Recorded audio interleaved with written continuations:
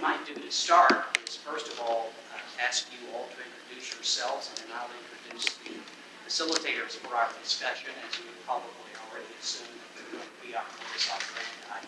And then Dr. Bailey will help us think about how we might approach the discussion of this subject. So if we might start with you, sir, would you introduce yourself? Certainly. I'm Bill Haskins from McHenry College in Lebanon, Illinois. Okay, nice to meet you, Bill. Linda Patton, Bonbon College here in St. Louis. My name is Linda Southwestern Thursday. Please continue. I'm spectator. No, that's why I wanted to be sure you came in with the circle. I'm Susan Smythe from the Bryan Institute of Technology. I'm spectator. Susan Smythe.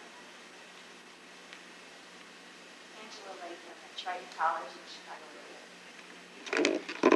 Lori Bright, University of Arkansas. Danielle Lafayette, East Carolina. Chad Francis, Illinois University. Cheddar. Mary Hitchcock Felix from Southern Illinois University at Carbondale. Catherine Goldberg from the College of Florida. Linnea McHenry, Hawkeye Community College in Waterville. Would you like to come and join us in the circle, please? Sure. Would you mind coming up here? In case somebody else comes late, we'll have to share. Sorry, I'm very lonely. And it's your turn to take a breath after a walk. You might ask who you want. Gosh, I'm on the spotlight. I'm Karen Carmen Foles from the University of Kentucky on PhD. Let me introduce to you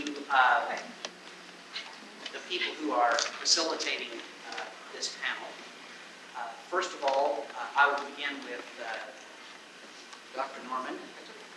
And what's interesting is to look around the circle and know all the connections that are here, and I shan't take time to go into all those, but nevertheless, we're from Eastern Illinois University.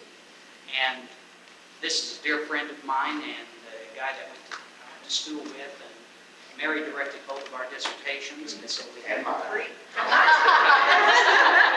So we have lots of connections here.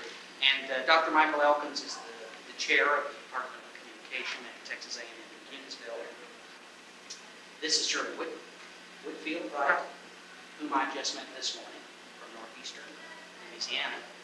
And this is a distinguished professor, and I like to use that term because it's true unscripted status in our institution. One of my colleagues in Dr. Sherry Daly, who is a distinguished professor of performance studies and social culture.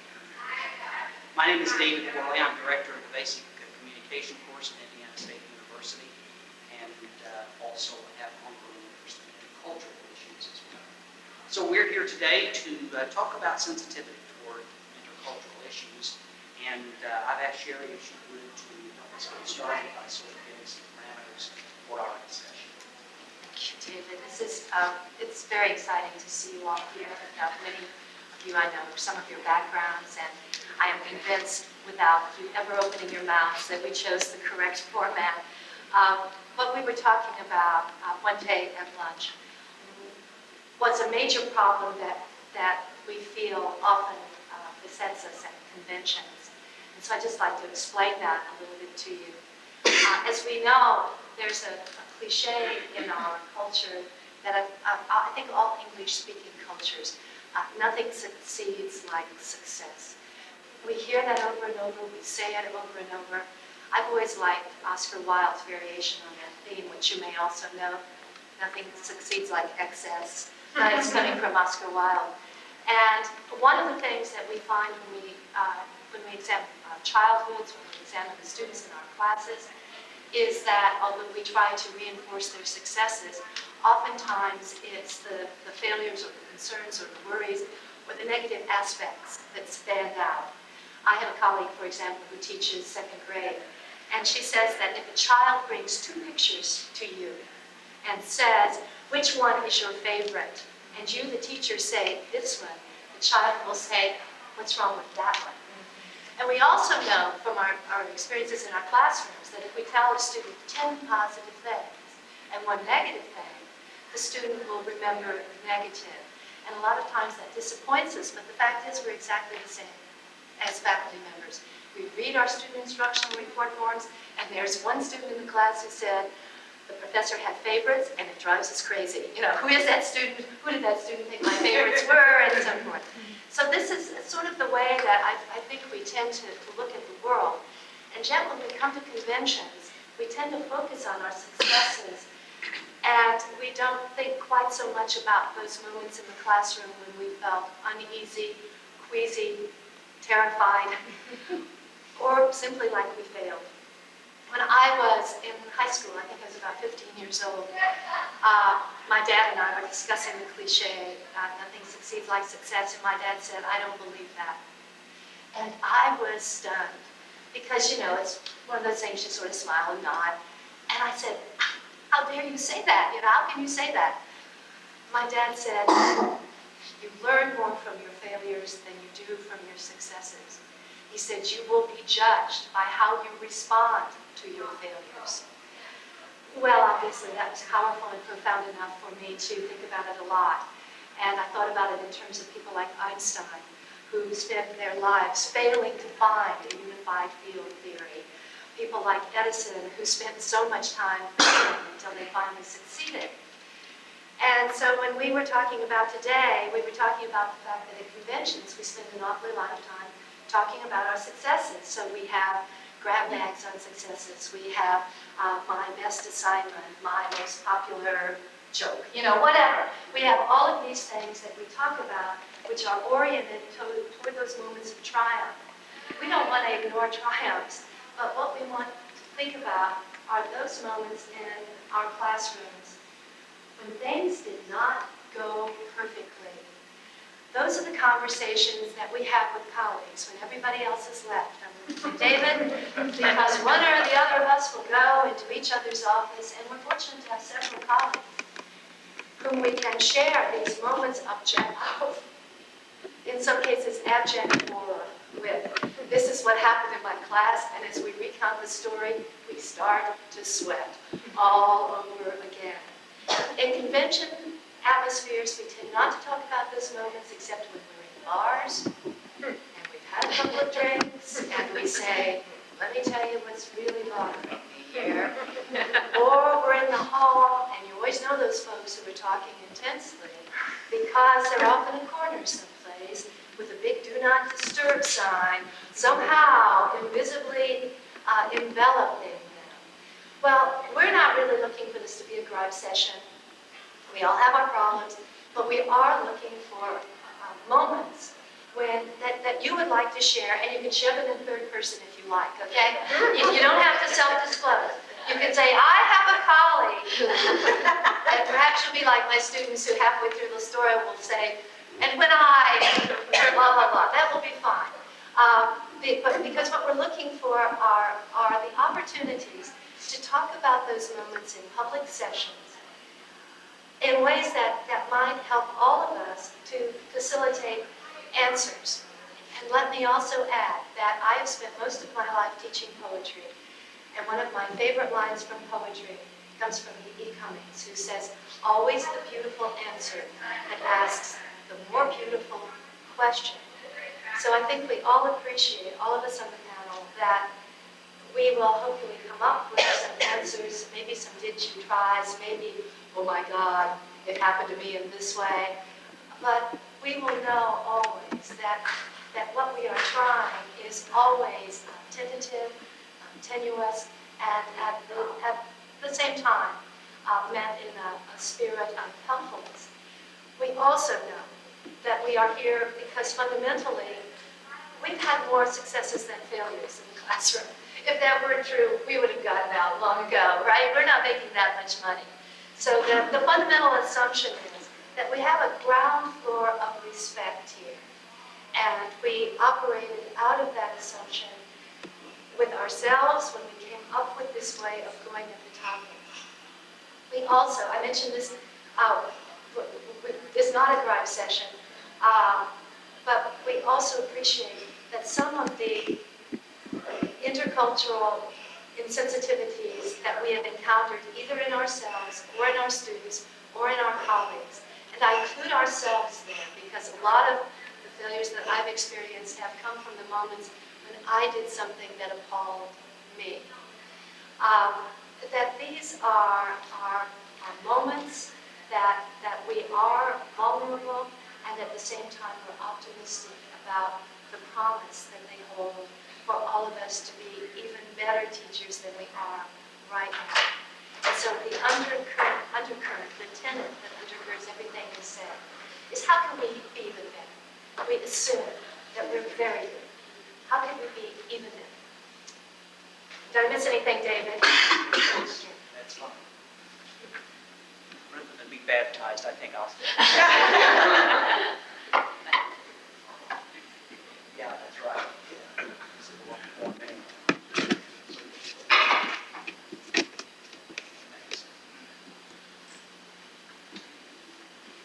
So we thought we might begin with some narratives to sort of tell our own stories and invite you to find insights, suggestions, applications with regard to what we disclose. So we'll sort of take the ball and begin. If I may, let me pass this to Norman, and why don't you start us? Tell us your story, Norman.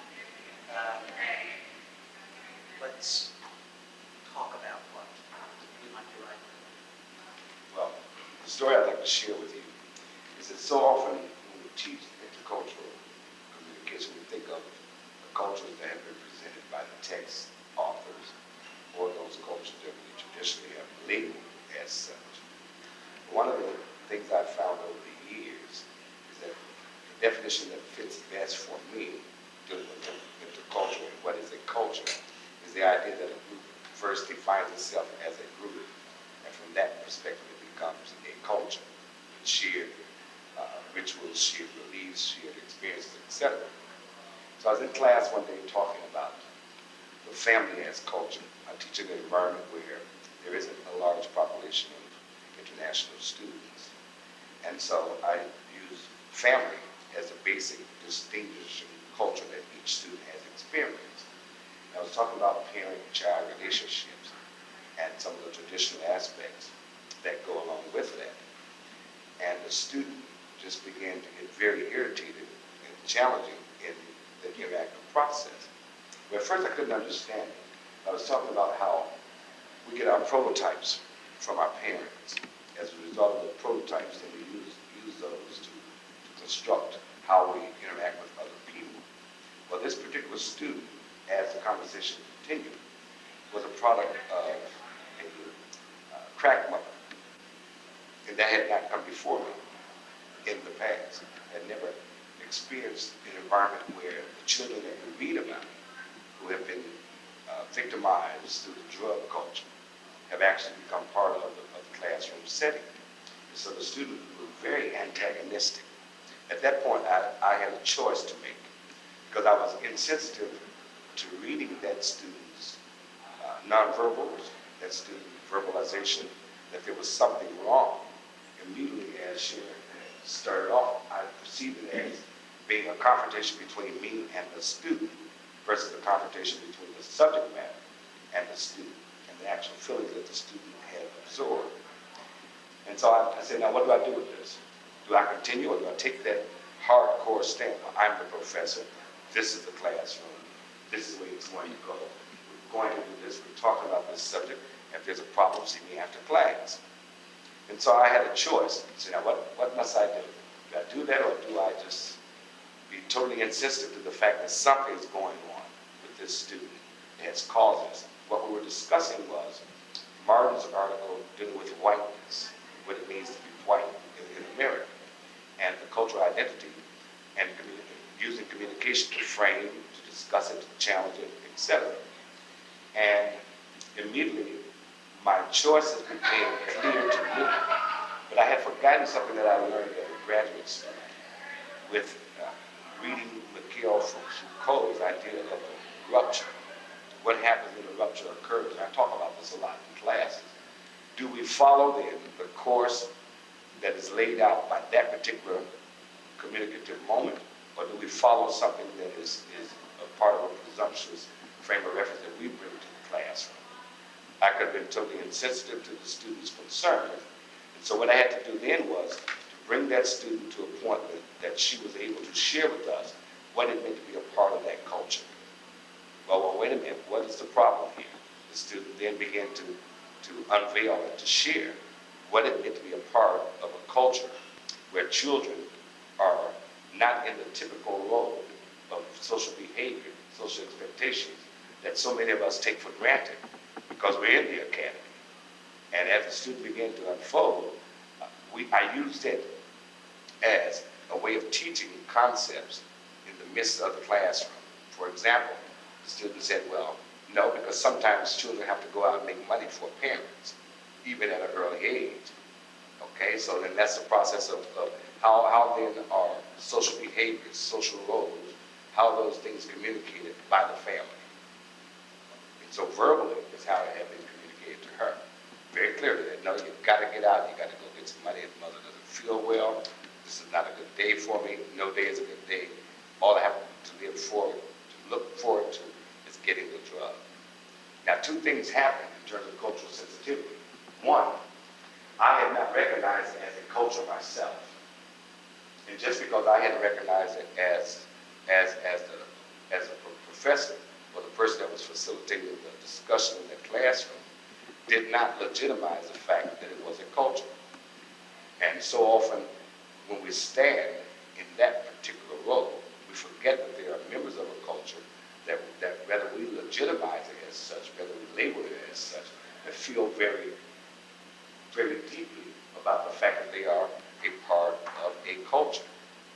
And the second thing was that I recognized that it is possible for us to not know what it means to be a part of that culture if the only involvement that we have is from a textbook, or the only ideologies that we understand are those that are projected by someone in the academy. So then the third was that I took the opportunity to allow that student to facilitate the discussion and what it means then to be part of a culture within a larger culture that no one is talking about. Not a very popular, not a very positive one. How do we deal with students' negative, not uncomfortable, very, very depressing kinds of circumstances in their lives? If the pedagogical idea is that we really want to teach students, we want to give them ownership to the classroom, we want to provide enhancement for their real world, then are we willing to accept it as it comes if it's not part of our frame of reference, it's not part of what we necessarily have projected for the class, it's not part of the syllabus, it's not even part of the textbook. And that, to me, was the most insensitive time that I could recall as a teacher, in which I found myself being unable to actually answer the needs of that student as presented on the spot. Because so often after we've done it a while, we think, I've heard just about everything. Everything you connect to something. So all I have to do is listen, oh yeah, that fits this. Theoretically, oh yeah, I can see that. But when that new thing occurs, what do we do? I could have invalidated the student by saying, well, that's different, that's not really what we were talking about, we'll get to it later. Or I could have taken and glorified it and said, oh, how horrible, etc. But instead, I took it just as a culture. It's a culture, good, bad, and different, without judgment. Now let's look at what makes it a culture, whether it's some idiosyncrasies that has evolved over the years, what you've experienced as a member of that culture, that then we can take that and for further inquiry, etc., we have some basis to work from. I thought that was an awesome experience in sensitivity toward culture, but I had no previous experience with that whatsoever. How did the students in the classroom? At first, they were just aghast. And at that point, what do you do? Because you've got to be sensitive to this student who is sharing. You created an open environment. So the student perceives that to mean anything that I discuss is acceptable. Now, you can't change your mind in the the middle of the string. And so I had to frame it so that the other students would take it in a more acceptable manner. Their thought at first was, oh my God, as if there was some judgment about the individual student's character. Background had some means of defining who the student was, whereas the student was an equal member, part of that society, and part of that culture that was being developed of the classroom. What other insights or questions might you respond to this scenario with? I'll try and keep us on time a bit, so I'll interrupt at some point. I have another one. Did the student, obviously this was not something the student had disclosed before. How far was this into the semester? This is probably the fifth week. So the students at this point knew each other's names and did not know this about her. Did that student, were there any repercussions of this from the point of view of that student? I mean, did she find herself later being embarrassed that something she tried to keep private had come out publicly in a rather vulnerable moment, or was that all, were you able to handle that as well? Yeah, that was handled pretty well. As a matter of fact, they came up with the idea that everything we discuss in our class is personal and private. So everyone is welcome to discuss whatever they would like to.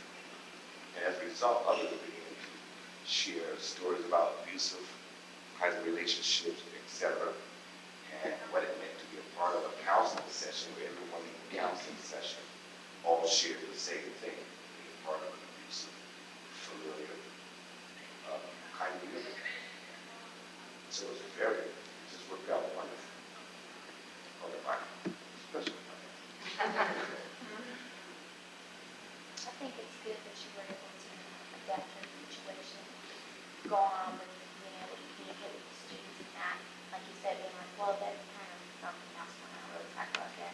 Because as students sitting in class, I become less interested if a teacher, just like, no, pages, whatever, this isn't a textbook, this is what we're studying today. And I would like to see more incorporation of outside things and original ideas, and not something that's just been mass-produced and what's expected to follow. I just have a comment. You said the class started to become kind of almost like a counseling session where people were more at ease to share. Did you ever feel somehow inadequate or unqualified? Because, this isn't your, I mean, almost like this is going beyond the realms of a teacher, and I should have had, some sort of training and, group therapy or whatever, to where you wouldn't know how to, to end the conversation or how to channel it. I mean, did it ever get to a point where it got extremely, what I would call heavy, or, because I've been in situations like that where you felt like, oh my God, I'm out of my, element here now. I think this has gone beyond, and somehow I feel like I need a degree in psychology as well to, to be able to continue this discussion. Well, from an academic perspective, the way that I handled it was that I made sure to relate whatever the comments were to the concepts, the ideas, or the theory that we were studying at that time. And use them as exemplary material versus as purely content. Okay, so if they got off somewhere, you channeled it back so that it didn't. Great transitions, always. And it's important to know the difference in the transition versus the signpost. You can't get there through a signpost. You have to use a transition. When you summarize what was said, and that's good, now moving toward this direction, let's see how all this fits. Yeah, I learned that from one of mine. Doesn't sound like much. Oh, but it was a failure because I'm not used to confrontation in class. For me, it was a serious failure because I'm very seldom at confrontation in class. And none of us want confrontations, do we? In fact, we take confrontations almost as personal. There's something wrong with me. It's not the text, it's not the material, it's me. This student doesn't like me. So how did you turn that around? I mean, this is going on, and you're in the middle of this, and to all of a sudden, I mean, what was it that sort of made you realize this isn't about me and the student, this is about me and the student and the content. I learned from one of my professors that one of the things we want to do in the classroom is give ownership to everyone. So when everyone has ownership, it's not, I don't have the final say so, nor do I have an authoritative, this is it. It's important for everyone in the classroom. And it was important to talk about from the student perspective. I had to make it somehow important for everyone. I just want to interject, though. I really have a lot of empathy with what Susan is saying, because I think one of the problems is that anytime we give our students ownership or freedom in the classroom, there's always the danger they might just take it. And I think we have to be prepared for that danger, but I also really am concerned. I know someone, not on my campus, actually. I am very close to a colleague who does use sessions very much as therapeutic, and I worry about this all the time. I worry about it all the time, Susan. I worry about the reputation that that teacher has. If you tell a story and cry real tears, you get an A. And so I think what you've said with regard to the transitions and the coming back to how can we gain a perspective on this is crucial. Boy, is that hard. I mean, a lot of times you really are involved, if not personally by the confrontation, personally by the depth of feeling in the story. And, I keep the numbers of the counseling center, close at hand, because I think another thing that happens is there are certain classes that lend themselves to this. I've taught literature, interpretation of literature for a long, long time, and you always have a filter of literature between you and experience. And I have to think that brings you to much deeper experiences, right, Angela, than you would probably ever have on your own. But the fact is that you do have a filter. In the intercultural classroom, you do not have that. We confront issues of diversity all the time in our performance studies classes, constantly. But the diversity tends to be less immediate. And I think we've got to be prepared for that in intercultural. Otherwise, it is not felt. It is an academic exercise which does not extend beyond the classroom, but it scares me. But we're supposed to have a filter called the information, which should be our filter. And sitting in the position that I sit as an African-American male, often I've had to employ that as a filter. That it's about this material, and how do we all share this material? If not, I could experience all kinds of traumas along the years. And so I just immediately know that it's about this material. We all share this in common. We've all read the articles, we've all discussed them. We're sharing that in common, not our personal idiosyncrasies. So we always have a filter. There's always a filter. That's part of having something theoretically undergirded. That there is a theory involved here. We're getting there. We're utilizing lived experiences as a means of exemplifying it. But we are getting there. If not, then for me, my entire career would have been horrible, especially in an environment where African Americans are few. African American males are fewer. And students, their first exposure to someone outside of their small, minute culture is at the university. And that's a whole other world. So I always feel like that. Because you know, in terms of heavy, like, oh, I'm so burdened I can't move. But part of our job as facilitators is to show students the relevancy of the information we present in class, so that they might not only retain it, recall it, but have some applicability to it for it as well. And that's kind of what I'm saying. But at first I did get mad. Like, you're attacking me, huh? Because I thought it was about something else, but it wasn't. It was totally about that person. And you have to remember now, the article was the whiteness. It's a young Euro-American woman who looked as if all was well.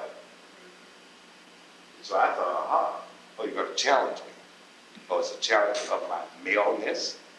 Is it a challenge of my authenticity as an African American? What's this challenge? The challenge had nothing to do with me or her. The challenge was this information was causing me some, well, Some interesting pedagogical issues there that I'll save for another day. Shirley, why don't you share with us next? All right. Narrative to sort of help us move along a bit.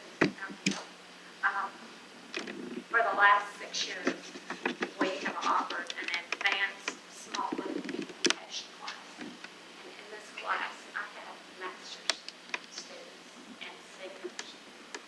So to get an idea of the makeup, this particular class had 25, which is a very large number. I try to use groups of 5 with a graduate student acting as the leader of the group or account executive for the group.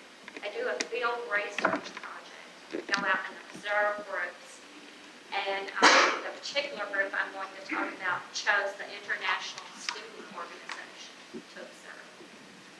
The young woman whom I appointed as leader for account executive was a graduate student from India, and I have had several international students in that class, a couple from France. I'm trying to remember one from Hong Kong, this young lady from India, and a couple of other people. Then I let the groups, that was the last semester, I let the groups self-select under the graduate student with whom they like to work. So the particular group formed, and I should have sensed a problem coming when I realized our top debater, who is male, had chosen to be in that group. I love debaters, I love their thinking skills, but I also know that this particular person has quite a strong personality. And the young lady, I have been told, was quite competent. I had never had her in another class, but I had rumors that she was a very proficient graduate student. So I really didn't sense a problem here. I thought, she knows she's in charge, she's been appointed. I've given them total handouts on what's expected in the project. What are the roles of the graduate students? What are the roles of the undergraduate students? So the project proceeded. I kept checking in with the groups, meeting with them occasionally, and this group said, great, we're ahead of schedule. Toward the end of the semester, problems began to occur. And the complaints were not from the 2 people who had the problem. Of course, the graduate student and the debater you already figured out, but from the other group members. The graduate student, being a female from India and her particular family culture, was patriarchal, had let the debater take up, and he was promising great things, but the problem was he did not deliver. So we came to the day of the oral presentation. Everyone had each part of the oral presentation prepared, but the web page that was supposed to be prepared by the debater was not ready yet. It had all sorts of errors in typing. We did get a view of it, but it was pitiful. The graduate student refused to take responsibility because she said she couldn't do anything with him. And they also knew that they could come to me. Their grade is divided in 3 ways. They had peer reviews, they had professor review, which includes the quality of the oral presentation and the term papers. And then they have their group grade as far as the client is concerned. And the client graded each one of the group members, so each group member is required to interact with the client as well as with their own group members and me.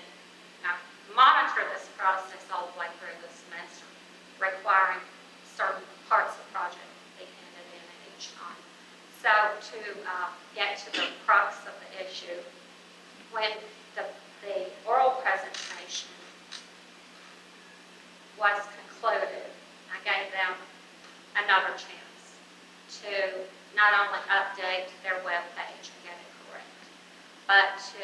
make their redo their return paper because it had absolutely no citations. It was a research paper. It had a nice abstract, it had a nice narrative, and it had a nice reference section, but there were no citations through the paper. This is one of the requirements. So the undergrad debater took over the paper, and the group very suffered because the young lady from India did not fulfill her role. When we had our conference after the semester was over and they received their grades, in fact, the client said that the young lady from India very rarely said anything to them. And so this was the problem I had. I was not interculturally sensitive enough to realize that with those two personalities, that these clashes would occur and that she would just let them take over. And secondly, I did not realize, has anyone ever heard of Hofstede's male-female femininity, masculinity scale? India is fairly low on that scale.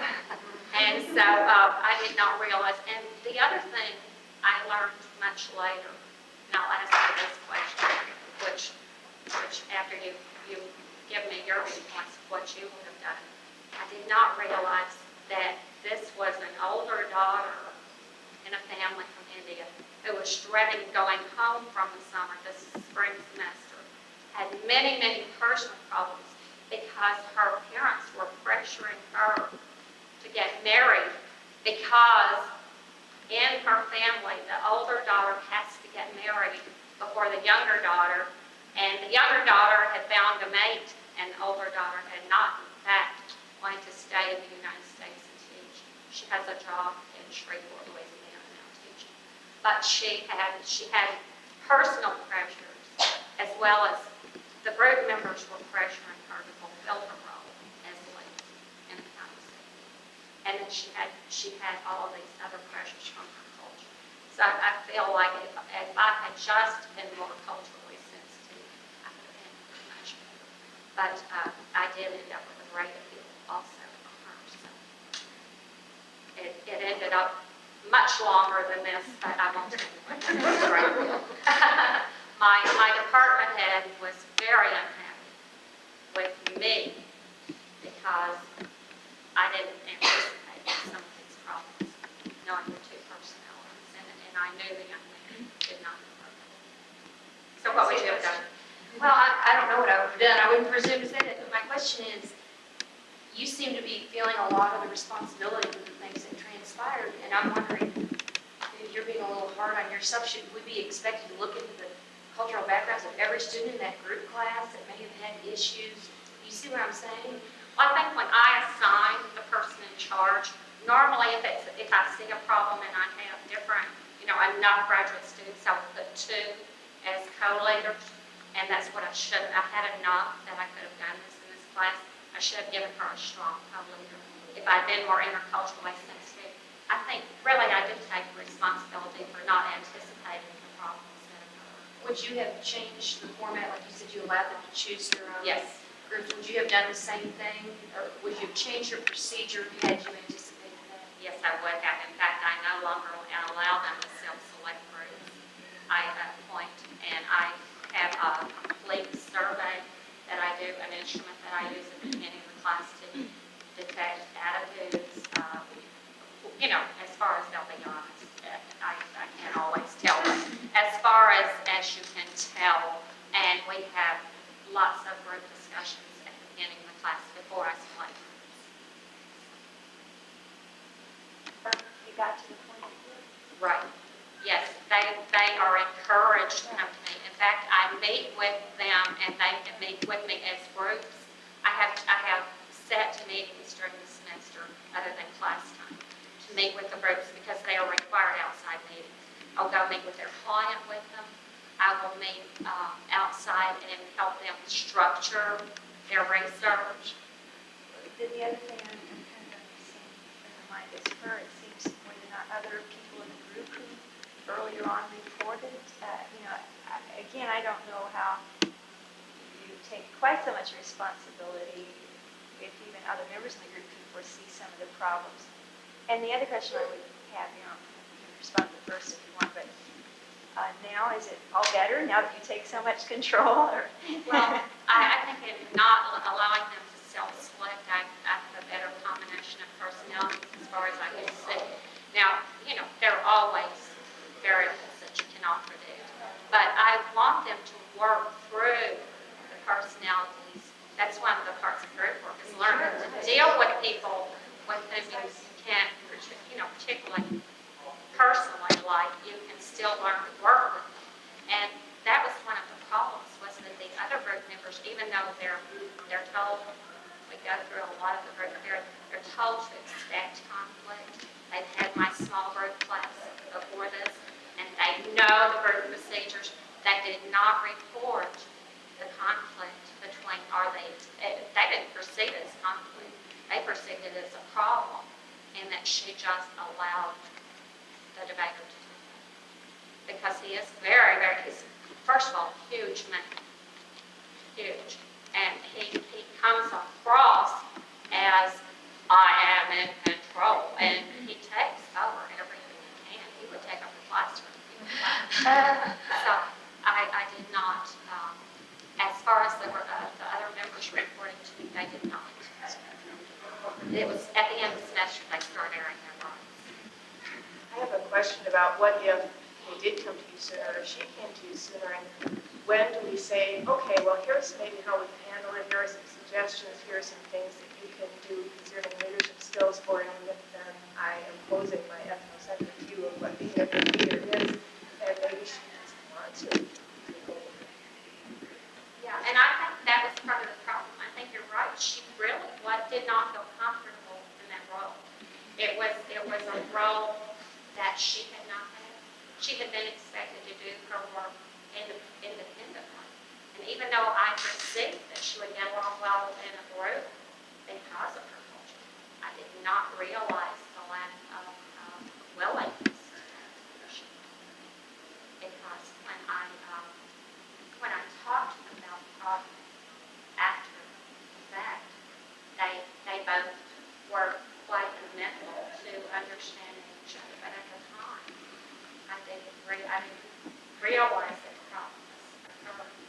And I think one of the things I do if there's a leadership conflict is encourage them to share leadership. And I've had problems where we do meet with individual members and work with them. I encourage them to work them out before coming to me, because that's part of the process too. Interesting, nesting a small group in intercultural is a significant reminder of the whole divide in these areas and study them and see how influential they are into some of the very fundamentals of discipline.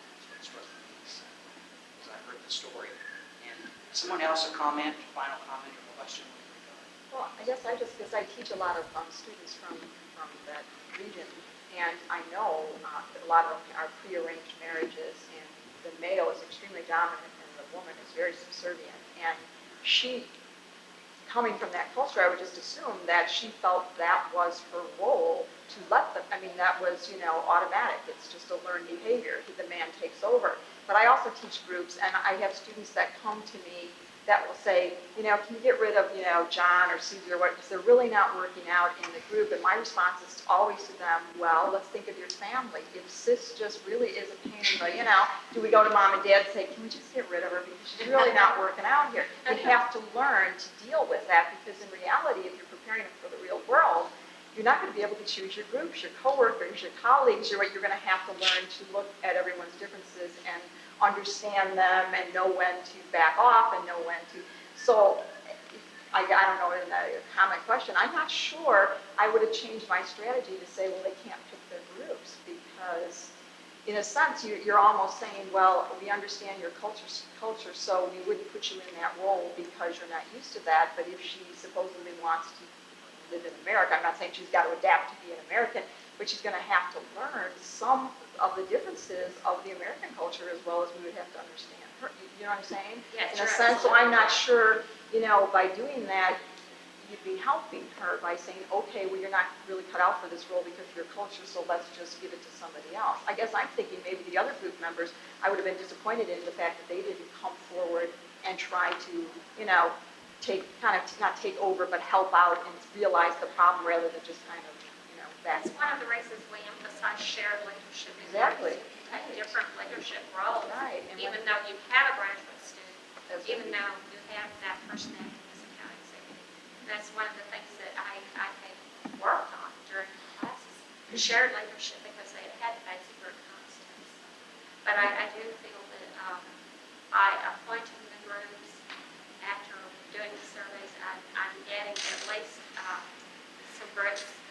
I don't always put them in groups that they want to have conflict. In fact, I have been known to take two very strong people I perceive as strong leaders and put them in the same group and see how they work it out. Because in the earlier class, undergrad class, they self-selected leaders. So, It would have been interesting too, in a way, for that young man. I mean, obviously he has a style, he has a way of taking over. To have, in a sense, been challenged to try another strategy. I don't know because I've run into people like that as well. And it's like, there are other ways, and what would happen if you listened, or what would happen if, you tried something else? I don't know. Just us about. But it seemed to me that in some ways it's easy to focus on the woman community as a particular culture, and it's different if you're all U.S. people. Then obviously for me it's different. But he's representing, a real definite culture as well. And so in some ways, it's easier to say, well, she needs to become a stronger leader. And yes, those are some things she needs to work on. But he needs to work too on different styles. he needs to work on his interpersonal skills. And secondly, he does need to work on cooperation. You're totally correct on that. Let's take 2 minutes, and with the person who is beside you, talk in dyads for 2 minutes about that which is most memorable in your mind from the narratives you've heard of the discussion so far. We haven't heard from some of you at all, and I think it would be nice if we take a minute for some dyadic discussion, and when we're about to 10 seconds, I'll call 10, 9, 8, 7, 6, and by the time I'm to 1, I hope everybody will be back in large group format. Okay? Let's do that for a couple of minutes.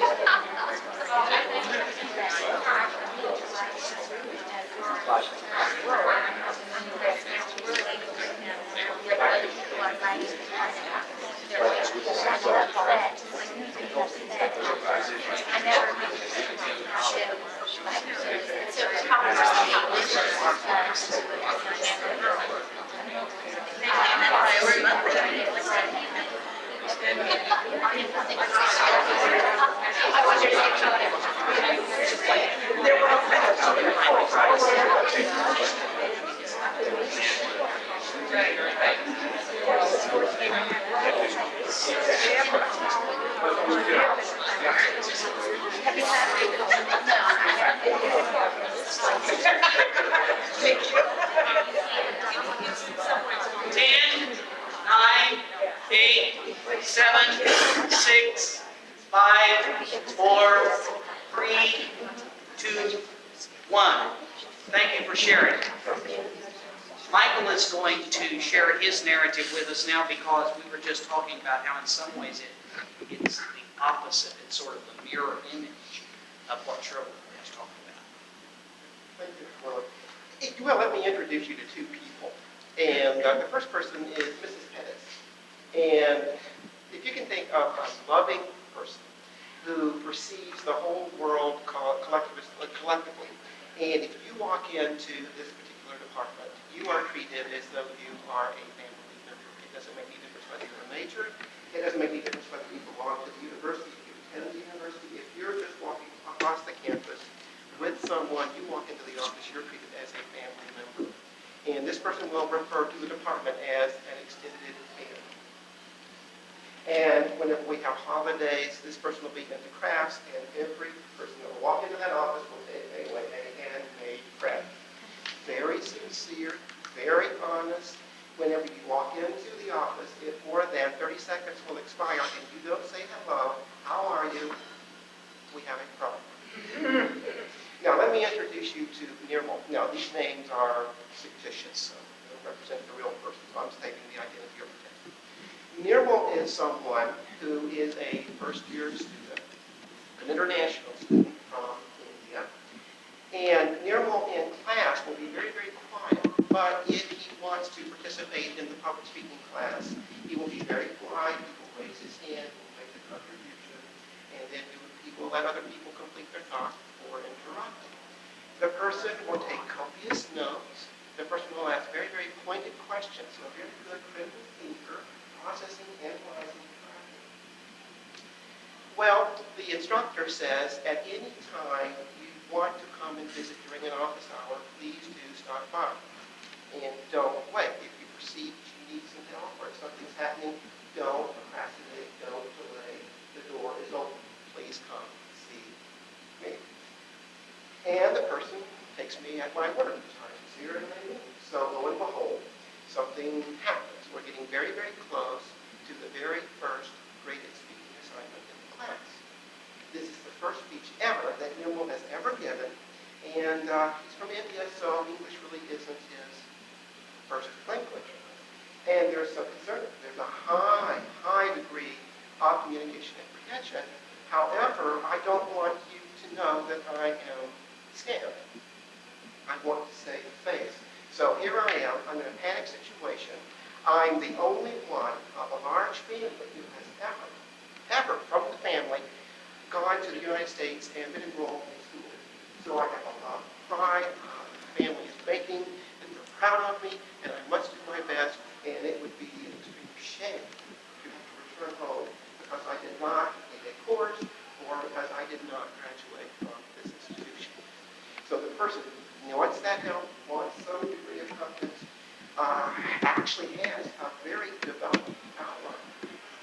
Complete sentences, very thorough, a lot of thought that went into the process before the person was scheduled in 48 hours to give the first speech.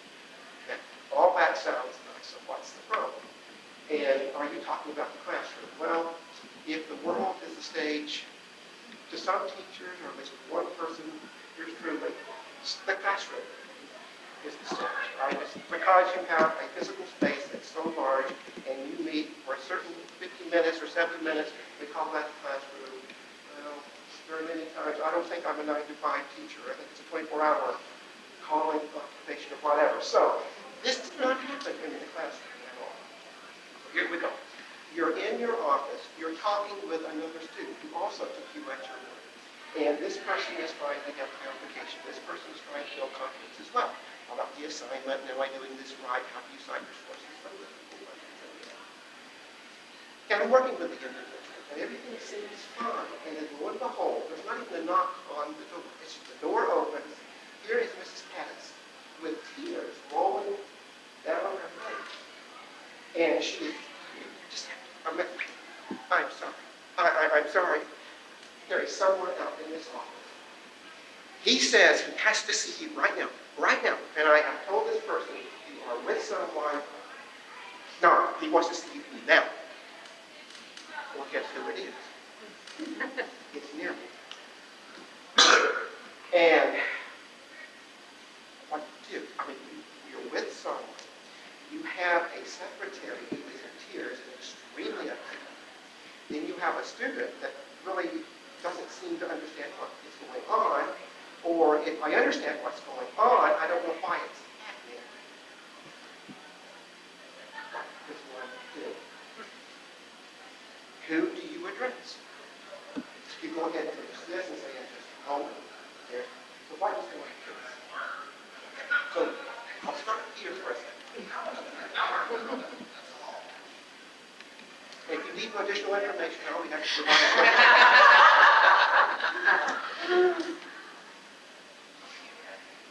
Now, some people would say, well, you're a faculty member, go see your chair. That's not possible in this case. Oh, go see who? Your chair, your departmental chair. This issue. I am the chair. I can go to my team, but, so it's not possible to go see the departmental chair because the chair is the one facing Because us. what did the chair be asked about? The crime secretary or the barging in the student or? Or ignoring the student that's good. Okay. Yeah, What kind of issue would go to the chair? Is that what you're saying? Some people would say. Well, I would say after this is over and stuff, someone would say, well, depending on whatever happens, go talk to the chair about it and see what the chair thinks. And here I'm thinking, you're on the chair. If people are looking to me and they say, well, Michael Elkins is our intercultural specialist on this campus. And then here I said, just like a deer in the headlines. What kind of shape is the student you're talking to? Which one? The student you're talking to in your office right at that moment. Is that student in tears? Is that student just kind of just asking some questions? Could wait a few minutes while you go resolve the other conflict? Well, here it is. What does that mean? I think that from the student's perspective, that if I was leaving the office, I would understand if you had to leave the room, because there is a woman that came to me, one that was crying. And I think that you first need to go address the international student, because evidently he does not understand what's going on at all. If you go address him, calm him down, explain, I'm with another student right now, I will be with you in just a moment, you can just sit here and wait. As you know, my door's always open, I'll be right back. And then calm your secretary down a little bit, then go back to the student. Because I know as a student sitting in the office, I will be fine waiting an extra couple minutes before you deal with the situation. Let's add another complication. Many of my students allot 30 minutes, but they have to be to work 10 minutes after that. So we're almost at the end of the session, we're not through, and he has to go to work. You can't make it wait, so what do you do? What you talking about, just like a couple of minutes to go out, Yeah, you're not saying to take care of their problem, you're saying just to go out to let the person know that you exist and that you will see them and just sit down a moment and then go back and finish. I mean, we're talking a minute. Yeah, but what happens if that, you open the door, you walk out there, I understand what everyone's saying, and that person is going to tie you up because they are focused only on what they want, and meanwhile you had this other person sitting there and you're going to find yourself engulfed in, because they're not going to accept, just wait a minute, if they would have done that, the secretary would have been in tears. Why is the secretary in tears? Is there more you can give us on that? After the student had left, she said he was so rude. He didn't say please. He didn't say thank you. She said it was like this was the president of this university standing here demanding, not asking, demanding that I see you. One of the things that comes to mind is you're juggling 4 different cultural orientations to the extent of your own, the student who is present in the office, who has your time, the secretary, and then the other student. Each has a different perspective of what might be appropriate, who have different time orientations, different ownership of the situation orientations. I don't have an answer for that.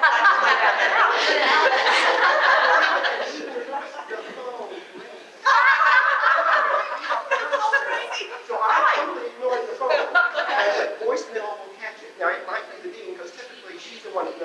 line. And since Mrs. Pettis did not relay the call, there was someone that knew the direct line. Would it be feasible to say, to go out there and say, I really want to speak to you, I have somebody in my office right now, so if you could wait for me in room 105, because I know there's nobody in there right now, I would write it and go in and find out if you can, what you can do with the current student before you get the other student. That way he feels, he or she feels that they have been taken care of. And that way you're taking care of both people. And Mrs. Pettis doesn't have to deal with it either. Right, yeah, you don't have to go back out there. But this strikes me as a lost teaching.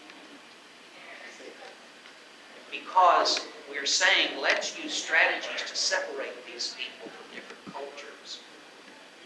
And at the same time, there is a sense, at least implicitly, that there's responsibility for negotiating this out so that all people are equally satisfied.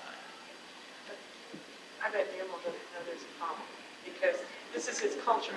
He's not going to say please, he's not going to say thank you. There is a subordinate there, and he is the academic, and he's going to go and address them in this fashion. And so for him, I bet there's not an issue at all. For Mrs. Pettis, it's hysteria. Nemo, obviously, is a very direct person. He comes across very directly. I would think that if more directness would address his issue, and not create a conflict, but just more directness, a stronger no, would perhaps handle it. And then to offer a situation, something that would appeal to him. I don't see an educational opportunity here at that particular moment. I see two students and a hysterical woman, and you press for time. And perhaps there is some educational moment, but it would be an individual. Oh, I agree with that. Okay. Yeah, I agree with It would that. be on an individual level. I think there are educational issues because you have this clash of cultures. This secretary is likely to encounter additional international students. But may I say this though? I think for what he displayed, first isn't because of his, well, we've all encountered direct people and they're, not to do with culture. But maybe because he's male and he walked in and was direct, I see that. And then he's Indian. But first of all, he was just very direct and upset. But to answer that, I still go back to think that more directness on your part, because it's you who needs to speak with. Directly address him, not with force, but just with as much you're important to me type thing, and I'll get with you later. One of the things that you might do to bring them all to the same space here and now. Bring them in. You stay right here. Yes, excuse me for a moment. I've got to deal with this. Now, I understand what your concern is. Way outside. She's going to see things that you never see. Now, we're going to have to now, as we were saying. So that everyone is brought to the same point in time. That everyone is now created a culture that they all share. So that I know what your culture is as an Indian man. That's fine. I understand your culture as having created this mother nurturing kind of person. I understand that. I understand your culture as a student. You've got a pressing concern. I understand my culture as a chair. I understand my culture as a professor. I've got to deal with it when everyone comes together. So now it's one culture. All those other barriers are dissipated. So we're right here together. This is how we're going to work with it. And we'll do it. That was a wonderful case study, and I'd like you to write it up, something that lots of us can use. And take up, because I don't think there's one answer and one right answer. And I think how a great case study discussion is talk about the people who present, talk about what cultural assumptions do we take into how this should be presented. Or should we always attribute behavior to the culture? right. That was your point. How do we know he's just not a rude, direct person? Like there are many rude, direct people who are of many different cultures.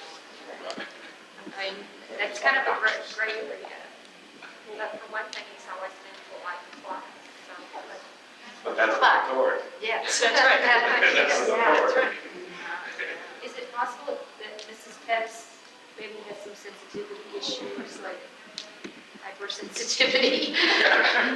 Crying because someone doesn't say please or thank you. A lot of us would be in tears a lot of the time if that was. We don't know.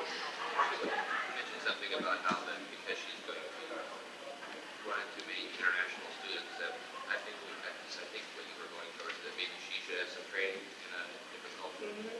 That was my question, I was mentioning anything was, but it seems to me there are some touching moments here that extend out the case with regard to personnel development as well as student development. And by virtue of having the problem, professor development. Well, but you say international students, we're talking about Hispanic serving institution. 82 to 85% of the students there constitute the Hispanic population. The majority would be from Spain or mainly from Mexico. But that's a culture she's used to working with. So that basically doesn't constitute a different culture for her. So what did you do? What did you do? That's the right answer. Well, okay, here's why don't we right answer. No, I was kidding. I'm really messed up, so I won't go with right or wrong. Here's what happened. I said, I will speak with the student, but first I must go ahead and finish with this particular student because we're in the middle of this and we're just about toward the end, and I certainly will meet with the student. And she goes, okay, fine. And then she closed her off. But that okay, fine, I tell, that was not acceptable for her. Because she was going to go back and handle him again. That's right. And she was wanting you to not have. That's right. Now, yeah, and maybe I was the one who should have gone out. But now, there's also something here. I know, this has happened to me every time, many times as a student. If you go out, the person will not hear the word no. So if you start to speak, block out 15 minutes of saying, no, I can't. And no matter how sternly you say it, you still have to block out 15 minutes of no, not right now. But, and you get that. So I knew if I went out, in that 15 minutes, block of time, I finished with this one, and then work with the next one. I recommend in those circumstances asking a yes or no question. You go out of your office, you say to the student, Mr. Limo, are you all right? And if he says no, you say, okay, sit here for a few minutes, collect yourself. So that you're not on forever and ever and ever. That's very difficult to do. But I have to say, I would have been chiefly worried about Mrs. Pettis. I was. That would have been a really hard call for me. Aren't we all projecting our own secretaries into that role? And knowing the generosity of spirit, I mean, if Carolyn came, that would be my first concern. Also, I have to live with her the rest of my life. But sometimes I know if we say to a student, can I help you? We're off. And that tends to be what I ask. But sometimes if I'm just very specific and say, are you all right? Will you be all right for 5 minutes? And they don't have a chance to get off, then I buy myself a little bit more time. Wouldn't you love to be in a world where someone negotiated all of your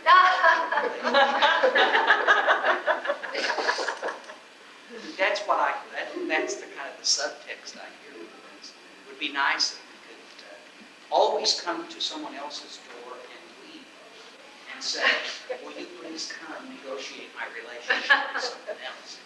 And perhaps our family relationships as well as our international relationships. We have about, according to my watch, we have about 3 minutes before our time is up. So we might take those 3 minutes for a final dyadic exchange and talk for a moment about that which was meaningful to you or helpful to you or clarifying to you from these sessions. We had more narratives. We didn't have time for them all. And we didn't have time for yours, but it was a rich discussion. We appreciate you coming. So share for a few minutes as you wish, and have a great day, and